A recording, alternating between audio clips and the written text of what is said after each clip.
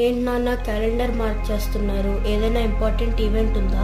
అవునమ్మా, ఆగస్టు 12, 18, 21 తేదీలలో చాలా ముఖ్యమైన మెడిటేషన్స్ ఉన్నాయి.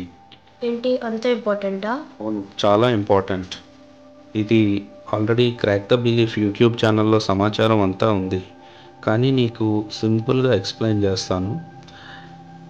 ఈ 3 సార్లు సమిష్టి సంకల్పంతో 1,44,000 మంది పాల్గొని ధ్యానం చేయాలి. అలా చేస్తే ప్రస్తుతం మన భూమి మీద ఉన్న ఎన్నో ప్రాబ్లమ్స్, అంటే పేదరికం, ఆర్థిక సాంఘిక అసమానతలు, సరి అయిన విద్యా వ్యవస్థ లేకపోవడం, అనారోగ్యాలు, మానవుల్లో ఉన్న చెడు భావాలు, ఇలాంటివన్నీ తొలగిపోవడానికి 1221 అసెన్షన్ పోర్టల్ అనేది భూలోకానికి తెరవబడుతుంది.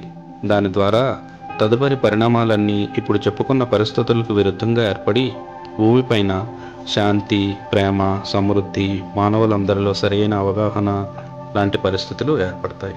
ఓ 3 సార్లు 20 నిమిషాలు ధ్యానం చేస్తే అంత జరుగుతుందా? మరి సమిష్టి సంకల్పం అంటే ఏంటి? అవును, ఉదాహరణకి నీకు గుర్తుందా, 20 మార్చి 2020 సాయంకాలం 5 గంటలకి మన ప్రధానమంత్రి నరేంద్ర మోదీ గారు భారతీయులందరినీ ఇంటి బయటకు వచ్చి క్లాప్స్ కొట్టమని పిలుపునిచ్చారు. మనందరం అందులో పాల్గొని కరోనా శాశ్వతంగా వెళ్ళిపోవడానికి సహకరించిన మెడికల్ టీంకి కృతజ్ఞతలు తెలియజేశాము.